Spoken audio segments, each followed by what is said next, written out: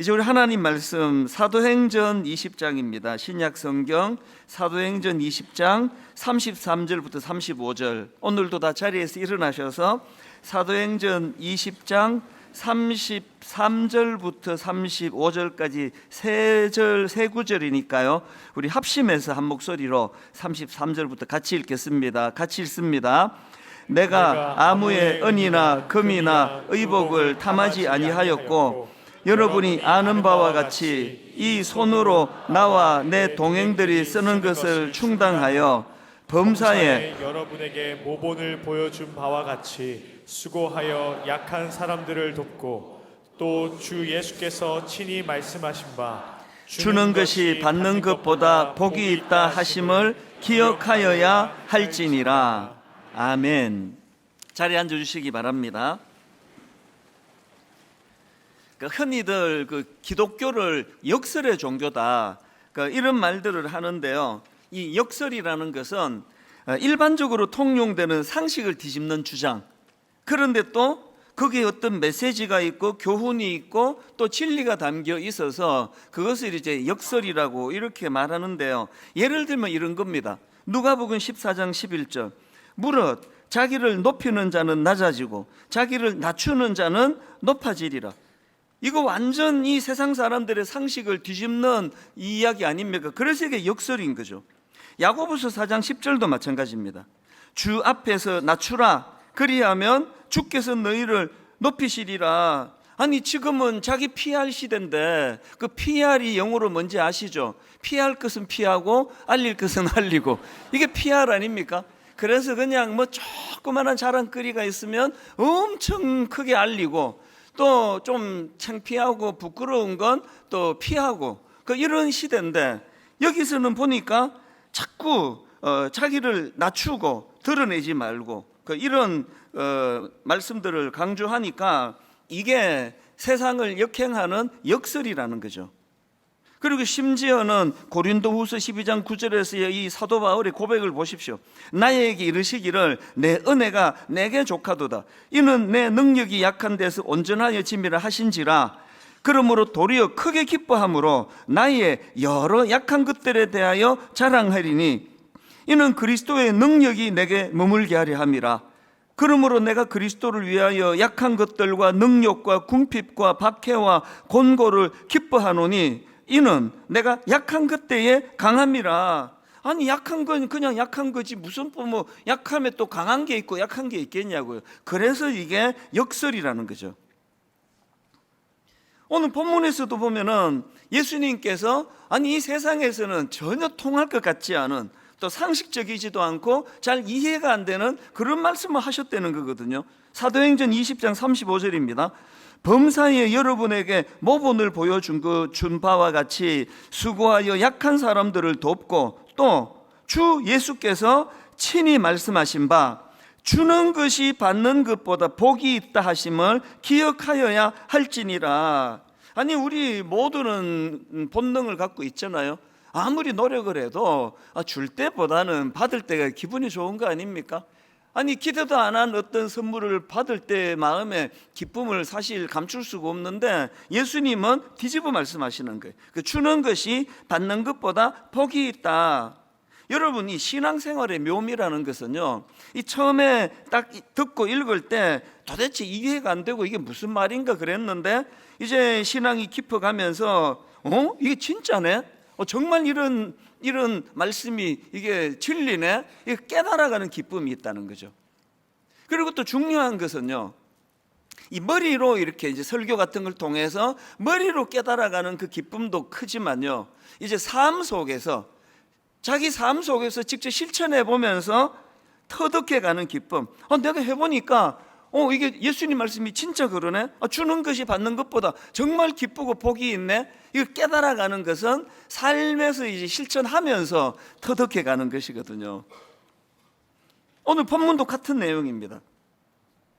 미국의 펜실베니아 대학교에 그 와튼 스쿨, 굉장히 명문 학교로 알려져 있거든요. 이 와튼 스쿨의 조직 심리학 교수 애덤 그랜트 교수가 그 Give and Take라는 책을 썼습니다. 이 give and take라는 이 책의 주제를 한마디로 말하자면 그 주는 사람이 성공한다 이거예요. 그러니까 아까 예수님의 말씀을 그대로 지금 여기다가 드러내는 것 같거든요. give and take라는 책은 이게 기독교 서적이 아니고요, 세계적으로 그 분야 최고라고 인정을 받는 전문가 교수님이 쓴 책이에요. 거기 보면은 이 교수님이 사람을 세 부류로 분류를 합니다. 첫 번째 종류가 giver, 그리고 두 번째 종류가 taker, 세 번째 종류가 matcher, 이렇게 분류를 하더라고요. 이 giver에 해당되는 사람들은 이 받는 것보다 주는 걸 좋아하는 사람, 또 베푸는 것을 즐기는 사람, 그리고 그런 것 좀 베풀고 바로 대가를 바라고 이런 거 하지 않는 사람, 이걸 이제 giver라고 분류를 했고요. 그 다음 두 번째 사람이 taker인데요, taker는 한마디로 말하면 줄 줄은 모르고 받아가려고만 하는 사람. 그리고 이 take의 특징은 자기가 준 것보다 상대방이 내게 더 많은 걸 주기를 바라는 사람, 이걸 이제 take로 그렇게 분류했고요. 마지막 세 번째가 matcher. 이 matcher는 뭐냐 하면은 내가 남에게 베푼 만큼 혹은 그 이상으로 그 이상은 아니에요. 그러니까 이 matcher니까 남이 내게 베풀어 주는 만큼만 나도 베풀 것이야. 그래서 이 matcher에 해당되는 사람들이 입에 달고 다니는 구호가 이겁니다. 아니 왜 나만 손해봐야 돼? 제가 보니까요, 이 세 번째 부류가 오늘 현대인들에게 제일 많은 종류 같아요. 막 그렇게 정말 야가 빠져가지고 자기는 인색하고 받기만 하는 사람들 생각보다 많지 않고요. 그러나 이제 왜 나만 손해봐야 돼? 저 사람 나한테 이만큼 줬는데 나도 이만큼 줄 거야. 사실 여러분, 가장 인생의 그 동반자로 가장 가까운 부부관계의 싸움의 거의 한 90%가 이거예요. 내가 당신한테 어떻게 줬는데 왜 나한테는 이래? 그리고 우리나라가 뭐 고부간의 갈등이 뭐 굉장히 또 다른 나라보다도 더 극심하잖아요. 고부간의 갈등의 결정적인 게 이겁니다. 아니 내가 저한테 어떻게 해줬는데 나한테 이래? 이거 아닙니까? 아니 내가 시어머니한테는 어떻게 해드렸는데 나한테 왜 이러셔? 이게 전부 다 매처예요. 그런데 이 저자가 연구를 해보니까요, 이 세 부류의 사람 중에서 이제 평균적으로 성공 확률이 높은, 그러니까 보편적으로 성공하는 사람들 어떤 부류인가 보니까 우리가 추측하는 대로요, 테이크가 맞아요. 그러니까 줄 줄은 모르고 받아가려고만 하는 이 사람들이 이제 이 보편적으로 뭐 평범하게는 이게 뭐 좀 성공할 확률이 더 높다는 거예요. 그러나 이 교수님이 주장하는 것은 뭐냐면 그렇게 그저 그런 데서 조금 앞서고 성공하는 거는 이 테이크가 앞서는지는 몰라도 이분이 연구해 보니까요, 그런 평균 말고 정말 성공하는 사람들을 연구를 하고 조사를 해보니까 놀랍게도 이런 성공을 하는 사람 대부분이 기버들이라는 거예요. 베푸는 것을 즐기고 받는 것보다 주는 걸 더 좋아하고 이런 사람들이 주로 크게 성공을 하더라는 거죠. 그러면서 강조하는 게 뭐냐면은 단기적으로는 그저 줄 모르고 상대방에서 받아가려고 하는 이 테이커들이 잘 나가는 것 같지만 연구해 보니까 그게 오래가지 못하더라는 거죠. 그러면서 그 책에서 지금 이 세상에서 통하는 그 사자성어가 이런 거 아닙니까? 약육강식, 강한 자가 약한 자를 희생시켜서 번영하는 거, 혹은 약한 자는 강한 자에게 먹이가 되는 거, 이게 지금 이 세상의 모든 사람들이 맞다, 이런 세상 맞다 그러는 거 아닙니까? 그런데 이 저자가 주장하는 건 약육강식이나 승자 독식, 이건 틀린 말이라는 거예요. 이걸 굉장히 두꺼운 책이에요.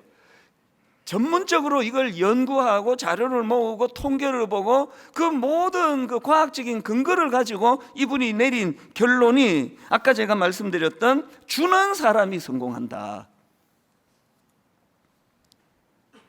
저는 이 책을 읽으면서 이게 의미가 있는 게요, 그 저자가 쓴 책 내용이 저처럼 설교하면서 교훈적으로 하는 차원이라거나 혹은 이론적으로 하는 말이 아니라 이게 전문가로서 과학적인 근거를 가지고 계속 증명해 나가고 있다는 게 그게 참 저한테는 와닿았고요. 그래서 저는 이 Give and Take라는 책을 읽으면서 오늘 본문 생각이 많이 났습니다. 지금 본문에서 사도 바울이 우리에게 강하게 권면하는 게 바로 그거 아닙니까? 주는 것이 받는 것보다 복되다 하신 예수님 말씀을 기억하며 살아야 된다. 그런데 여러분, 여기서 중요한 것은 앞부분이에요. 자, 앞에다가 액센트를 두고 다시 읽어드리겠습니다. 사도행전 20장 35절입니다. 범사에 여러분에게 모본을 보여준 바와 같이 수고하여 약한 사람을 돕고, 지금 바울이 강조하고 있는 건 딴 게 아니에요. 아까 그 교수님은 자기가 과학적인 데이터와 근거를 가지고 주장했다면, 사도 바울은 내가 살아보니 이렇더라는 거예요. 내가 직접 그렇게 살아보니까 예수님의 그 말씀이 맞더라. 여러분, 자녀 교육에 힘이 있을 때가 언제입니까? 아이들한테 나도 네 나이 때는 그래 생각했는데 아빠가 경험해 보니까 아니더라, 이러면 애들 대부분은 동의를 해요. 엄마가 살아보니까 네 생각보다는 내가 살아보니까 이렇더라. 그러니까 이러기에 이제 이게 설득이 되거든요. 맨날 그 옆집 아줌마 그러는데 이렇더라, 그러니까 말이 안 통하는 거거든요. 살아보니까. 사도 바울이 지금 그 얘기를 하거든요. 범사에 여러분에게 모본을 보여준 바와 같이 수고하여 약한 사람들을 돕는 일을 해보니까 진짜 주는 자가 받는 것보다 복되더라. 이런 논리를 지금 펴고 있거든요. 자, 그래서 우리가요,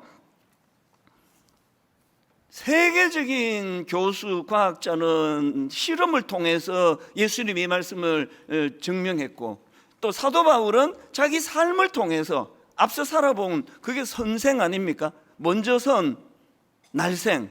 먼저 살아본 그 선생님이신 사도 바울이 내가 살아보니까 예수님 이 말씀이 맞더라. 그렇게 한다면 우리가 또 막 유학 가가지고 또 연구하고 막 살아보고 안 그러셔도 되잖아요. 이런 입증을 다 했으니까 그냥 수용하면 돼요. 그럼 중요한 거는 뭐냐? 그건 그러면 목사님, 그러면 전문가가 그렇게 실험하고 또 삶으로 증명해냈다면 그건 그럼 내가 믿겠습니다. 그런데 궁금해요. 무슨 근거가, 또 어떤 그 원리가 이런 걸 만들었습니까? 그렇게 물으실 수가 있잖아요. 그러면 제가 답을 드릴 수 있습니다. 이 근거가 혹은 원리가 뭐냐 하면은요, 우리가 이렇게 스스로 낮아지고 우리가 이렇게 주는 것이 받는 것보다 더 행복하다는 걸 삶에서 실천하려고 애쓰면 거기에 하나님이 개입하세요. 그 일에 하나님이 개입하세요. 그게 아까 제가 읽어드렸던 야고보서 4장 10절의 내용인데, 액센트를 뒤에다 두고 한번 다시 보세요. 주 앞에서 낮추라. 그리하면 누가 높여주세요? 주께서 너희를 높이시리라. 우리가 이 주는 게 이게 본능적으로 우리는 되게 좀 힘들잖아요. 받는 걸 좋아하지. 손해보면서 하는, 왜 나만 손해봐야 돼? 이런 본능을 억누르고 이렇게 자꾸 베풀고 주는 기버의 삶을 우리가 노력하면 그 노력에 하나님이 개입하세요. 이런 걸 좀 맛보고 살아가는 그게 신앙의 묘미 아니겠습니까? 기독교의 핵심 진리를 목사님 딱 설명해 놓은 구절을 좀 가르쳐 주세요. 그러면 몇 개 나오겠지만, 저는 제일 먼저 그 질문에 드릴 그 성경 구절이 빌립보서 2장입니다. 여기는요, 그리스도의 십자가의 원리를 이것만큼 잘 설명한 게 없습니다. 자, 한번 보십시오. 빌립보서 2장 5절부터 보십시오. 십자가의 원리입니다. 너희 안에 이 마음을 품어라. 곧 그리스도 예수의 마음이니 그는 근본 하나님의 본체시나 엄청나게 높은 곳에 계셔야 되는 보좌에 앉아 계셔야 될 주님이세요. 그는 근본 하나님의 본체시나 하나님과 동등됨을 취할 것으로 여기지 아니하시고 오히려 자기를 비워 종의 형체를 가지사 사람들과 같이 되셨고 사람의 모양으로 나타나사 자기를 낮추시고 죽기까지 복종하셨으니 곧 십자가에 죽으심이라. 이게 낮아짐 아닙니까? 주님이 이 본을 보이셨어요. 그랬더니 원리가 어떠냐? 성부 하나님께서 9절입니다. 이름으로 하나님이 그를 지극히 높여 모든 이름 위에 뛰어난 이름을 주사 하늘에 있는 자들과 땅에 있는 자들과 땅 아래에 있는 자들로 모든 무릎을 예수의 이름에 꿇게 하시고 모든 입으로 예수 그리스도를 주라 시인하여 하나님 아버지께 영광을 돌리게 하셨느니라. 여러분, 지금 삼위 하나님께서 우리에게 가르쳐 주시고 우리에게 본을 보여주시고 싶은 핵심 진리가 뭐냐? 이게 기독교의 핵심이거든요. 낮아져야 하나님이 우리를 높여주신다예요. 이게 가장 중요한 엑기스입니다.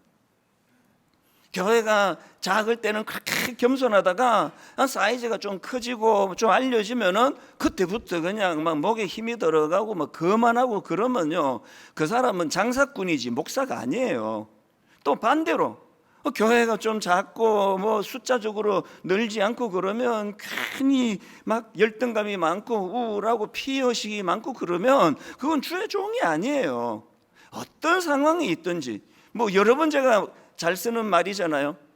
뭐 내가 트럭을 모는 운전사건, 뭐 내가 뭐 조그마한 작은 차를 모는 운전사건, 그저 나는 하나님 앞에 겸손한 종에 불과해요. 종이 종이지 뭐 큰 사이즈의 종이 있고 작은 사이즈의 종이 있냐고요. 그냥 종인 거예요, 종.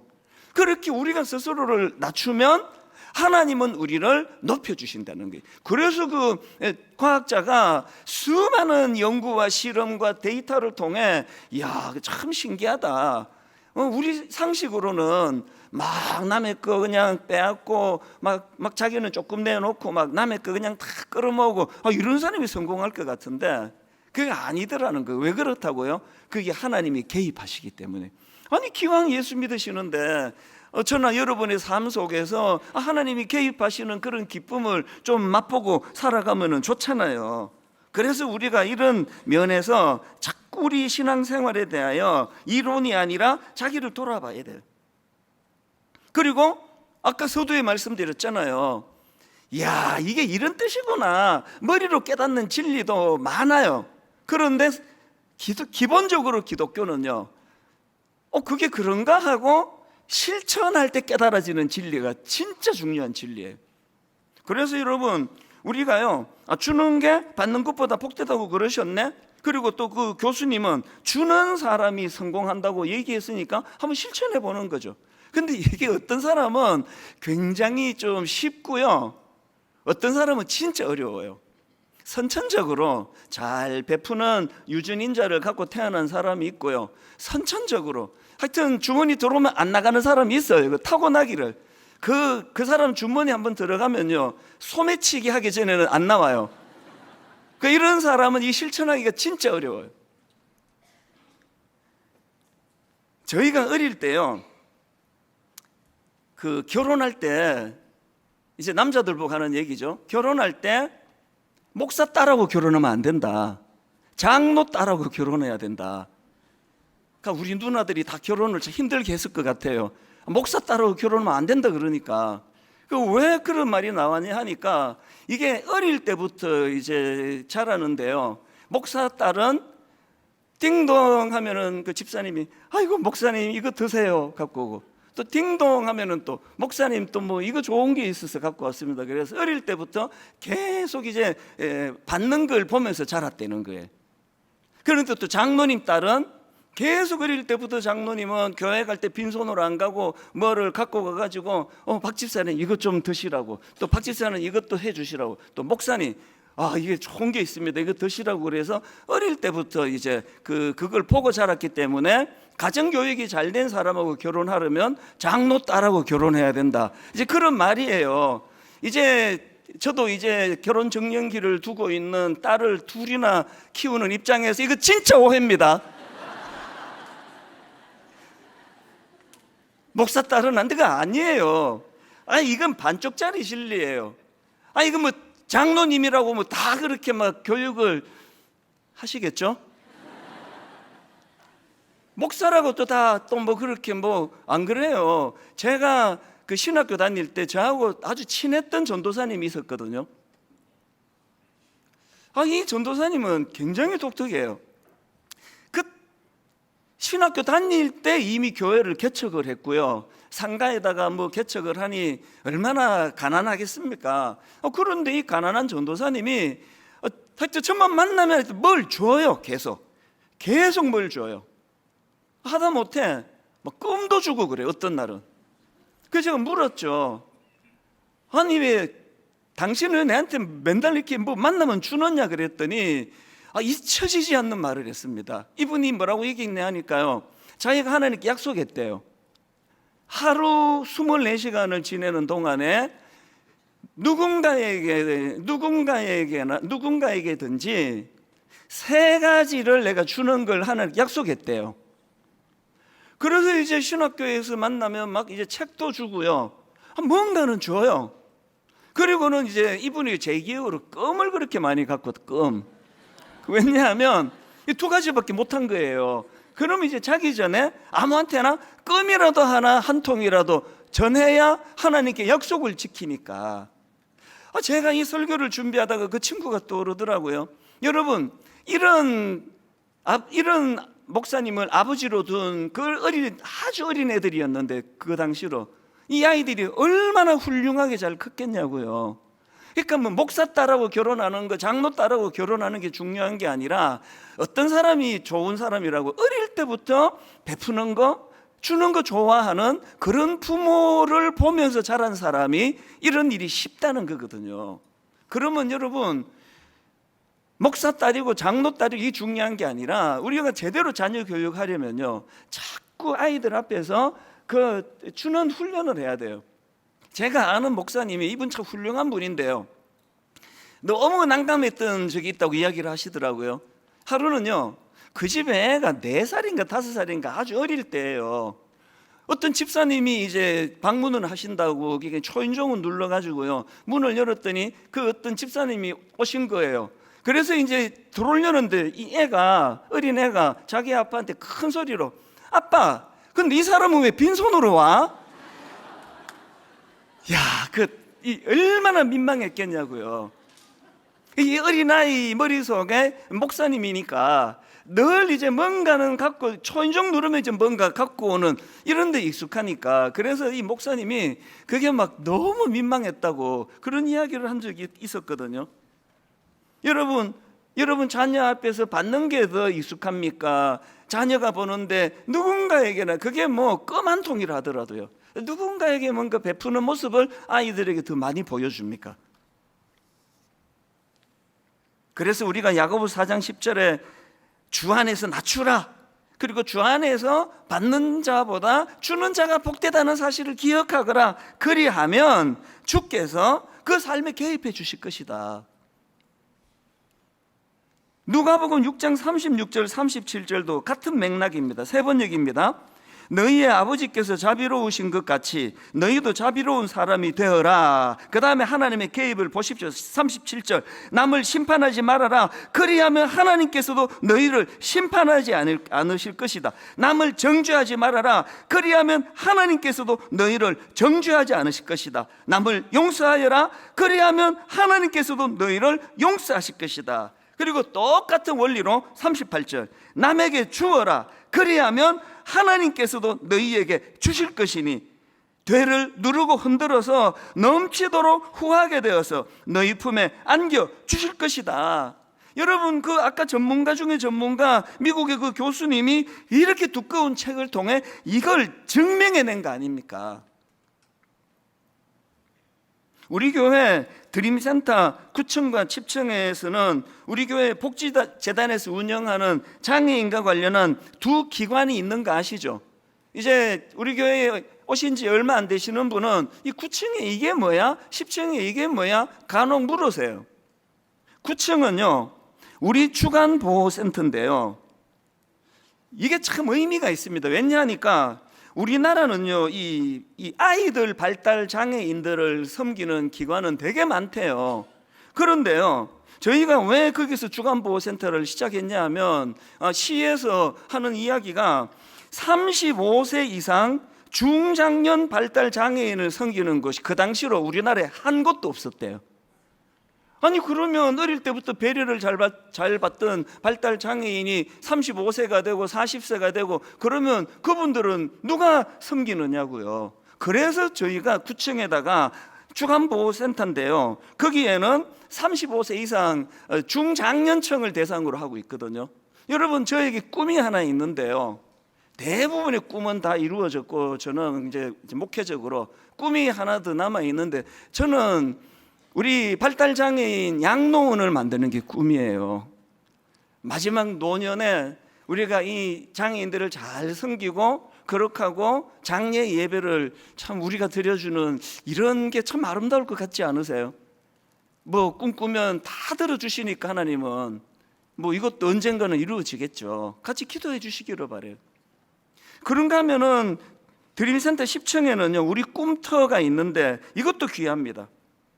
거기가 이제 발달장애인들 직업훈련을 가르치는 곳인데요, 보통 경도장애라고요. 그렇게 이 경도장애라는 거는 이제 조금만 가르치면 잘 배우고 수용하는 게 경도장애라면, 지금 그 드림센터 10층에 있는 우리 꿈터는 경도 수준의 발달장애인은 물론이고 중도 수준의 발달장애인들까지 그들에게 꿈을 꿀 수 있도록 많은 우리 복지사들이 땀을 흘리고 수고하고 계세요.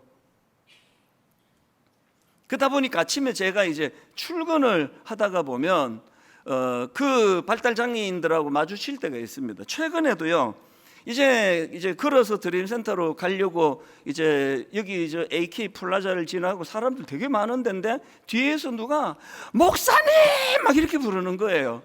아니 뭐 제가 목사인 게 뭐 부끄럽진 않아도 그렇게 부르면 좀 부끄러워요. 왜냐하면 다 쳐다보거든요. 이 사람이 목사였구나. 근데 목사님 그러면서 막 이렇게 오더라고요. 알고 봤더니 지금 이제 드림센터 9층인지 10층인지 거기 가는 발달장애인 청년이에요. 그러면서 내가 목사님 설교를 잘 듣고 있다 그러고 그것도 큰 소리로 그냥 자기 얘기도 다 들리는데 크게 이야기를 하는 거예요. 그래서 제가 그러냐고 같이 가자고 그러면서 걸어가면서 이제 이야기를 많이 나누었어요. 사실 말도 조금 이제 좀 어눌하고 이 걸음걸이나 이런 것도 불편한 그 청년인데요. 근데 그 청년하고 한 5분 한 10분 짧게 대화를 나누고 기분 좋게 이제 잘 가라 그러고 저는 이제 제 사무실로 들어갔는데요. 이런 느낌 아세요? 격렬하게 이제 등산 같은 거를 할 때 사람이 등산하는 묘미가 그거 아닙니까? 탁 트여지는 그 어떤 그 꼭대기에서 시원한 그 산소가 확 들어올 때 기쁨, 딱 그런 느낌이에요. 그날 굉장히 마음이 상쾌한 겁니다. 그리고 이 친구는 절대로 과장하고 거짓말하고 그러지 않는 깨끗한 사람이니까요. 이 청년이 저보고 목사님 설교가 좋아요 그래서 제가 보통 때는 멍멍 이렇게 듣는데요, 이분이 설교 좋다 그래서 제가 내가 설교 좋은가 보다 그러면서 내가 그대로 받았어요. 왜? 가식이 없는 사람이니까 있는 그대로 보고 느끼는 대로 말하니까요. 그리고 이제 아침에 출근하다 보면 그 드림센터로 출근하는 젊은 복지사들을 또 마주칠 때가 있습니다. 그러면 참 귀하잖아요. 그 젊은 청년들이 이 발달장애인들을 섬기고 돕는 일에 그것도 수고를 더 많이 해야 되잖아요. 제가 사실은 엘리베이터에서 만나도 그렇게 못했는데 제가 이 설교를 준비하면서 내가 왜 그걸 못했지? 제가 이제 앞으로 하고 싶은 게 있어요. 그 귀한 복지사들을 만나면요, 야고보 4장 10절이요, 주 앞에서 낮추라 그리하면 주께서 너희를 높아지리라. 겉으로 보기에 수고가 많이 가는 그런 장애인이지만 그거를 가볍게 생각하지 않고 자기보다 더 낮게 여기지 말고 더 낮아져서 섬기는 그런 복지사가 되기를 기도해야 되겠다. 그리고 또 누가복음 6장 38절에 남에게 주어라 그리하면 하나님께서도 너희에게 주실 것이니, 내가 어디 취직도 안 되고 그래가지고 내가 여기 온 거지, 이렇게 일하는 복지사는 한 명도 없습니다. 모두가 다 젊을 때 꿈을 갖고 그래도 약자를 섬기고 싶어 그곳에 왔는데요, 수년째 일을 계속 하다 보면 지치거든요. 그래서 자꾸 초심을 잃기가 쉽기 때문에 제가 이제 엘리베이터에서 만나면 뭐 그 자리에서 기도합시다, 그거는 실례니까 제가 잠깐이라도 혼자 기도할 생각이에요. 하나님, 꿈을 갖고 복지사가 됐을 텐데 하나님, 저들에게 이 마음을 주시기 원합니다. 남에게 주어라, 그리하면 하나님께서도 너희에게 주실 것이니. 오늘은 이웃 사랑의 주일이거든요.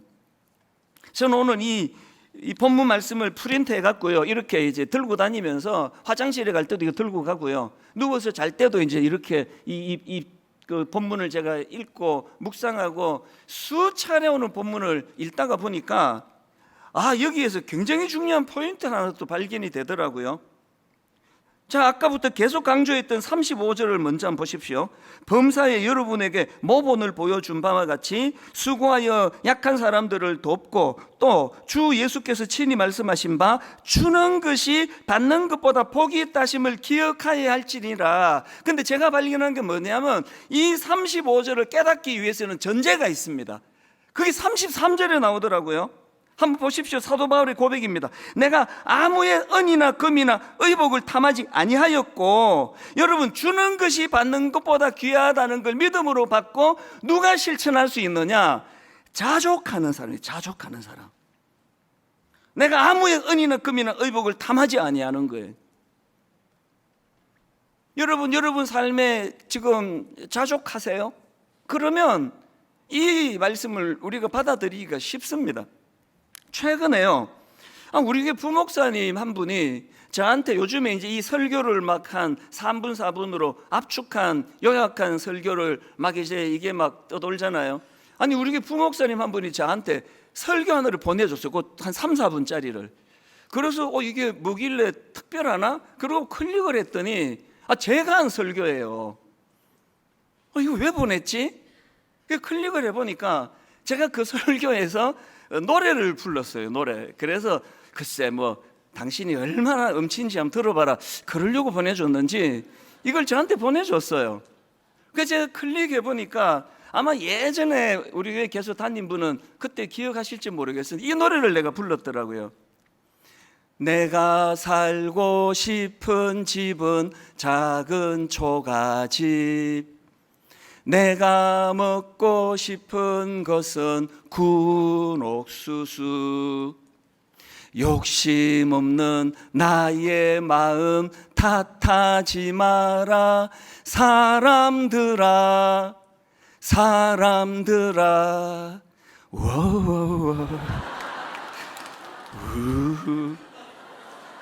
아니, 제가 본 그대로 하는 거예요. 보니까 이제 좀 막 이제 까불면서 불렀더라고요. 그런데요, 그걸 내가 계속 보니까 처음에는 막 이렇게 막 웃기고 까불고 이렇게 불렀는데 이제 2절도 제가 불렀어요.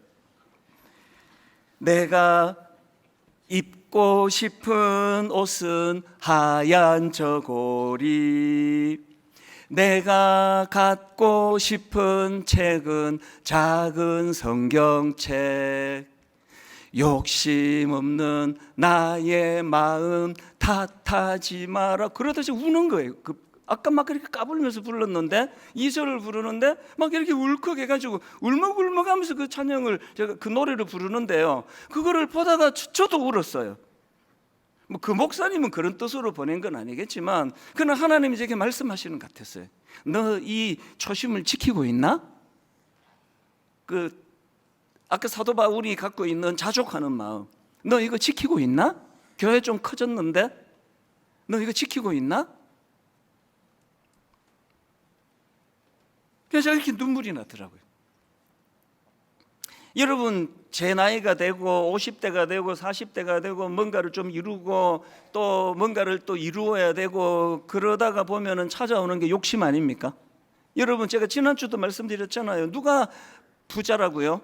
단칸방에 사는데 아무것도 없는데 세상에 하나님 내게 왜 이렇게 많은 걸 주셨어? 아니, 나는 뭐 당신 있으면 난 다 되는 거 아니야? 이분이 부자잖아요. 100평짜리 초호화 빌라에 살면서도 늘 결핍을 느끼고, 난 도대체 왜 이 이상은 내가 잘 안 되는 거야? 그분이 가난한 사람 아닙니까? 누가 주님의 말씀대로 실천할 수 있다고요? 오늘 이웃 사랑의 주일을 맞이해서 우리 이웃 사랑 분과에서 뉴스레터를 여러분들에게 이제 들어오실 때 다 드렸을 텐데요. 저는 그걸 미리 받아보고요. 그 긴급 구호뱅크 그 팀에서 봉사하시는 집사님의 스토리를 읽으면 제가 울컥했습니다. 30대 젊은 청년 이야기더라고요. 저 내용을 한번 들어보세요.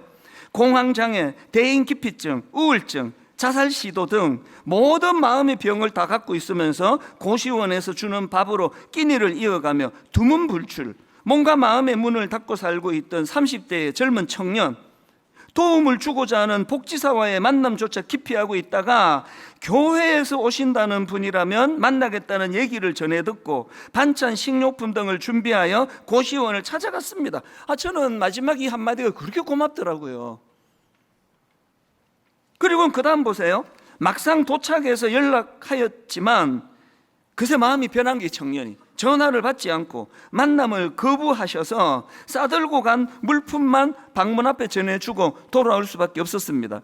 그럼에도 젊은 청년의 아픔이 너무 가슴에 와닿아 문자로 연락을 하며 소통의 끈을 이어갔고, 그리고는 급기야 카페에서 만남까지 하게 됐습니다. 이 청년이 마음을 열고 그 대인기피증인데 이제 이 찾아간 집사님을 만나기까지 했는데요. 사연을 들어보니까 이 청년은 지난 20여 년 동안 공황장애, 대인기피증 이런 것으로 대중교통을 한 번도 타본 적이 없대요.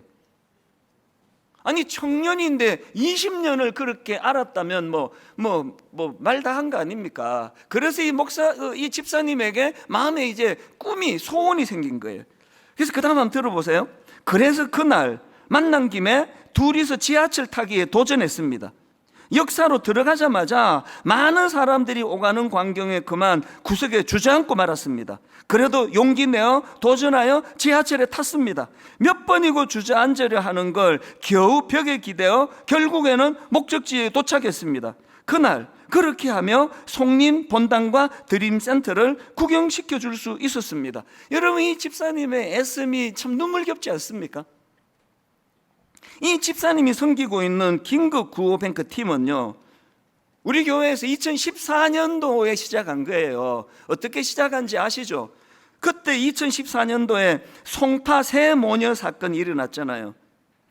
그 새 모녀가 극심한 생활고에 시달리다가 이제는 더 이상 견딜 수가 없다 해서 그 엄마와 딸 둘이서 그렇게 생을 스스로 마감한 그 사건이 있기까지 국가기관은 물론이고요, 사회에 어떤 도움도 받을 수 없었다는 이게 알려지면서 모두가 충격을 받았고, 저는 목사로서 심한 마음에 가책을 느꼈습니다. 그래서 긴급 구호뱅크를 시작했는데요, 제가 오늘 새벽에 이 말씀을 다듬다가 궁금해졌어요. 그래서 담당 목사님한테 새벽이지만 이제 예배 준비 때문에 일어났으리라 믿고 제가 연락을 했거든요. 그동안에 헌금이 어느 정도 들어왔느냐고 제가 충격을 받았습니다. 새벽에. 여러분, 이거 헌금 주머니 우리 돌리지 않잖아요. 누가 헌금한 거 주보에 막 이름 열가지 않잖아요. 그리고 이거 봉투도 없습니다. 그런데 여러분, 지금까지 긴급 구호뱅크로 들어온 헌금이 총 42억이래요. 거기에 타국의 분들도 많으세요. 교회가 타락했다, 변질했다, 이런 말 부끄럽고 참 마음이 아프지만요, 여전히 주님의 말씀대로 살려는 이름 없이 빚도 없이 섬기는 분이 너무 많은 겁니다. 그래서 지금까지 그 헌금으로 그 지역에서 긴급한 어려움에 빠진 이웃들에게 매년 200가정씩이요, 그리고 또 최대 400만 원씩 지원합니다. 갑자기 지금 앞이 캄캄한 이런 절벽을 만났을 때 목돈으로 400만 원이 손에 쥐어진다는 건 이건 얼마나 희망이겠냐고요. 200가정을 저희들이 찾아가다가 처음에 성남시에서 했다가 지경을 더 넓혔다가 지경을 더 넓혔다가 계속 넓혀가고 있는 거거든요. 이런 긴급 구호뱅크 말고도요, 귀한 봉사자들이 너무 많습니다. 외로운 어르신들이나 멘토가 필요한 청소년들을 위한 결연 섬김부 아시죠? 결연. 청소년들에게 참 멘토가 되는 그런 어른을 연결시켜주고, 그리고 연세가 많이 드신 어르신들에게는 또 말벗이 되드리는 이런 사람을 또 연결을 시켜드리고, 그런가 하면은 힘든 삶을 살아가시는 분들을 위해서 매주 밑반찬을 직접 조리해서 배달하는 생활지원부가 있습니다. 여러분, 사실 도시락 주문해서 갖다 드려도 그게 정성이 모자라지 않습니다. 그런데 땀을 펄펄 흘리면서 드림선다 11층 식당에서 매주마다 그렇게 반찬을 만들어 가지고 그렇게 배달을 하거든요. 아까 제가 방송 직원하고 농담하면서 우리 집에도 좀 신청해야 되겠다 할 정도로 진짜 정성이 들어가요. 맛있어요. 또 그런가 하면은 제가 앞에서 언급해 드렸던 중고령 발달 장애인을 위한 우리 주간보호센터, 또 장애 청년들에게 직업훈련과 일상생활훈련을 돕는 우리 꿈터, 수많은 봉사자들과 수많은 분들의 헌금과 수많은 분들의 정성으로 이런 일들이 일어나고 있다고 한다면, 오늘 여러분, 오늘의 예배는요 축도 끝나고 계속됩니다. 마당에서 여러분 예배 끝나고 마당에 가셔서 또 다른 예배를 드리셔야 돼요. 그 성김의 현장을 보고 기도 제목을 받고 여러분도 동참하시고. 제가 한 구절 읽고 말씀을 마치려고 하는데요, 요한복음 3장 16절입니다. 하나님이 세상을 이처럼 사랑하사 독생자를 주셨으니 이는 그를 믿는 자마다 멸망하지 않고 영생을 얻게 하려 하심이라. 여기 제가 발견한 게 뭐죠? 주님이 먼저 기브의 삶을 실천하신 거예요. 사랑하사 주셨대요. 사랑하사 주셨으니, 사랑하사 주셨으니. 제가요 이 아낌없이 주는 나무 지금 3번째 들고 오는 거예요. 맨 끝에 부분 읽어드리고 마치려고요. 이거 아시죠? 이 나무가 사랑하는 소년을 위해 가지고 모든 것을 다 내어주었다는 그 이야기의 맨 마지막 장에 딱 한마디 들어간 거, 이거 여러분, 그래서 나무는 행복했습니다. 이게 예수님께서 말씀하셨던 주는 것이 받는 것보다 복이 된다, 그 말씀 아니겠습니까? 이제 오늘 우리가 주신 말씀들을 가지고 실천할 때 이게 진리가 깨달아진다고 한다면 바로 그 일을 행하시는 우리 이웃사랑부에서 만든 영상을 보여드리고 말씀을 마무리하려고 합니다. 이제 같이 보시겠습니다.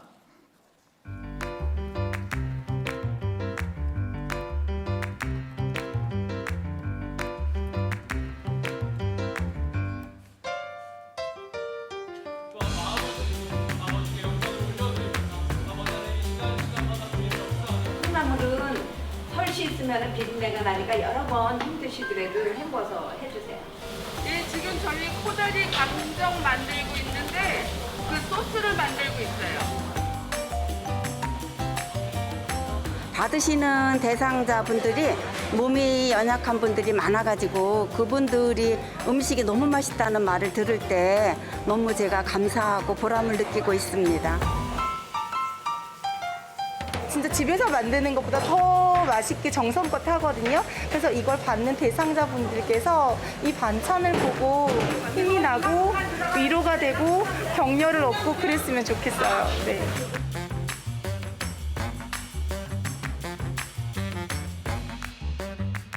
저희가 반찬을 전해드리러 가면 대상자 어르신분들께서 문 앞에 나와서 이렇게 환한 모습으로 반갑게 맞아주세요. 그리고 지난주에 전해드린 반찬이 참 맛있었다고, 잘 드셨다고 하시면서 이렇게 정성스럽게 만든 반찬을 매주 전해줘서 고맙다는 말씀을 해주세요. 어떠세요? 몸은 좀 어떠세요? 감사하고 고맙고 맛있게 먹겠습니다. 환하게 웃어주시는 그분들의 환대를 보면서 이것이 정말 이웃사랑이구나. 많은 성도분들의 마음이 담긴 반찬을 저희는 전달해드렸을 뿐인데 어르신들로부터 과분한 환대와 사랑을 받고 있는 것 같아서 저희가 더 감사드립니다.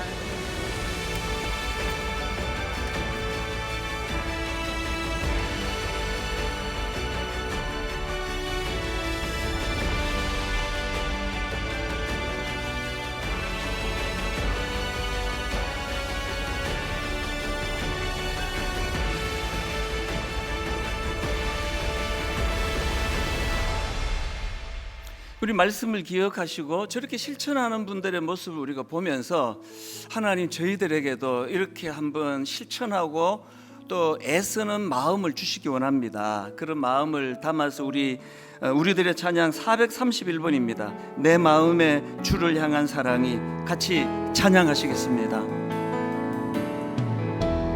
내 마음의 주를 향한 사랑이 나의 말엔 주가 주신 진리로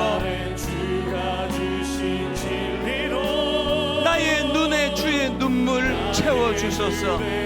하나님의 진리의 말씀이 머리에서 가슴으로 내려와야 됩니다. 내 입술에 찬양의 향기가,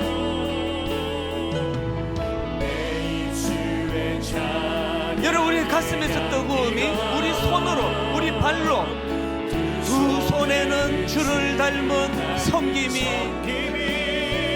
나의 삶에 주의 흔적 남게 하소서. 우리가 이렇게 삶을 실천하면 우리 삶에 하나님이 개입하십니다. 하나님의 사랑이 영원히 함께하리. 누구와 함께 하십니까? 십자가의 길을 걷는 자에게, 순교자의 삶을 사는 이에게. 우리가 이렇게 살아가면 세상은 이해를 못해요. 조롱하는 소리와 세상 유혹 속에도 주의 순결한 신부가 되리라. 내 생명 주님께 드리리. 우리가 깨달은 진리가 머리에서 가슴으로, 가슴에서 손과 발로, 내 마음의 주를 향한 사랑이, 내 마음의 주를 향한 사랑이 나의 말엔 주가 주신 진리로 나의 눈에 주의 눈물 채워주소서. 내 마음을 뜨겁게 만든 그 진리의 말씀이 내 입술에 찬양의 향기가, 그것이 우리 삶의 손과 발로 연결이 되어서 두 손에는 주를 닮은 섬김이 나의 삶에 주의 흔적 남게 하소서.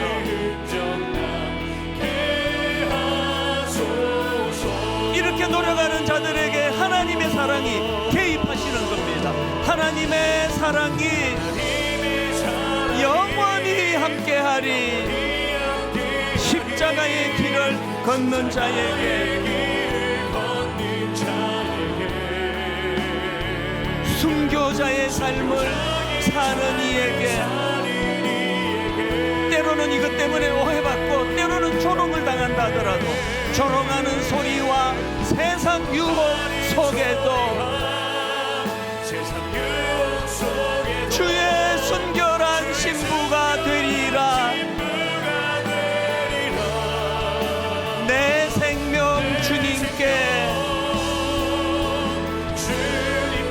드리리.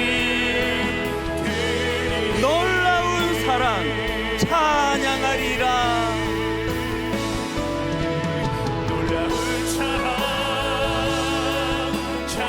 예수 그리스도께서 기뻐가 되는 본을 보여주셔서 우리를 위해 생명 주셨네.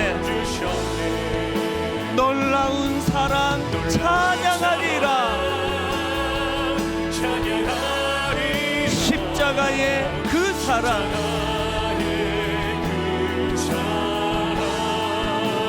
십자가의 그 능력, 우리 죄 위해 죽으신 주,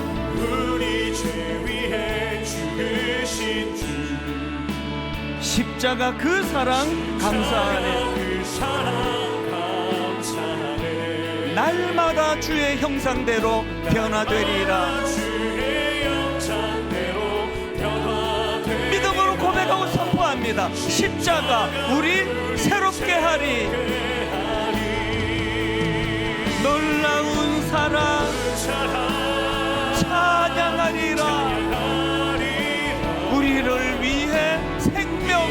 주셨네.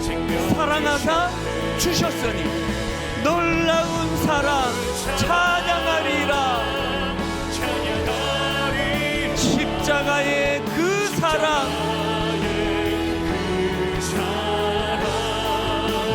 십자가의 그 능력. 우리 다 자리에서 일어나셔서 마지막으로 한 번 더 놀라운 사랑 찬양하리라. 우리를 위해 생명 주셨네. 십자가의 그 사랑, 놀라운 사랑 찬양하리라. 십자가의 그 사랑,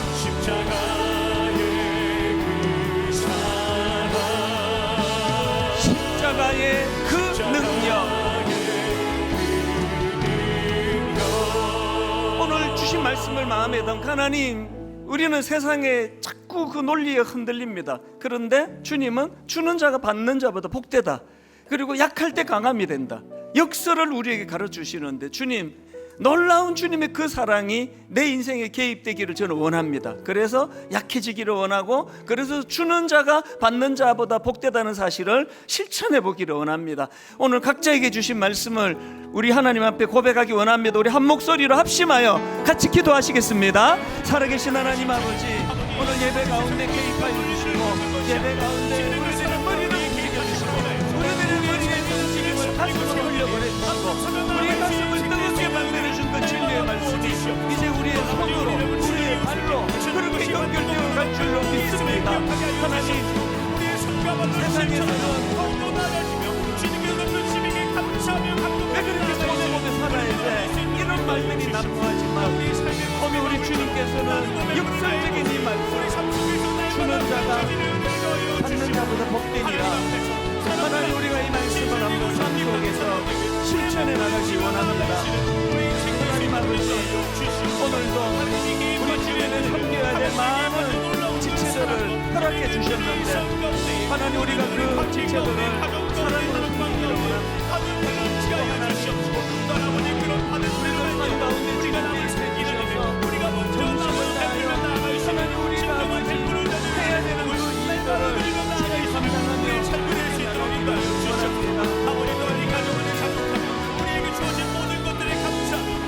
십자가의 그 사랑, 십자가의 그 나가기를 원합니다. 하나님 아버지, 말씀 중에 주셨던 30대 젊은 청년, 상처가 너무 많고 아픔이 너무 많아 대인 기피증, 문 밖을 나가지 못한 20여 년의 세월을 하나님, 우리 예수 믿는 한 집사님의 헌신과 섬김으로 문을 열고 나오고 20년 만에 처음으로 지하철을 타고 그 아름다운 일들이 일어나고 있는 것을 참 주님께 감사드립니다. 하나님, 주는 것이 받는 것보다 귀하다는 이 말씀을 살아내야 이것이 진리인 것을 알 터인데 그렇게 살지를 못했습니다. 그저 온통 나 자신에게만 집중하고 온통 나 자신에게만 몰두하여 이 세상이 끊임없이 미 제너레이션이라고 그렇게 우리를 몰아가는데 그동안 좀 놀아놨습니다. 이제 하나님, 시야가 더 트여지고 넓어지기를 원합니다. 하나님, 이제 주변을 돌아보고 참 주변의 연약한 이웃들을 돌아보고 우리가 잠깐 손을 내밀면 그 손을 잡고 일어설 수 있는 수많은 사람들을 방치하지 않도록 하나님, 오늘 저희들에게 새로운 마음을 허락해 주시고 직접 실천해 봐야 그것이 진실이라는 것을 깨달아 알 수 있는 많은 실천들이 이번 한 주간 일어나게 하여 주시옵소서. 우리 주 예수 그리스도의 은혜와 하나님 아버지의 다함없는 사랑과 성령님의 감동, 감화, 위로, 교통 충만하심의 역사가 오늘 주신 말씀 머리에만 담아두지 아니하고 가슴으로 흘려보내고 그것을 내 손과 발로 흘려보내기로 다짐하고 결심하며 예배하는 모든 주의 자녀들 머리 위에 지금부터 영원토록 함께 하시기를 간절히 축원하옵나이다. 아멘.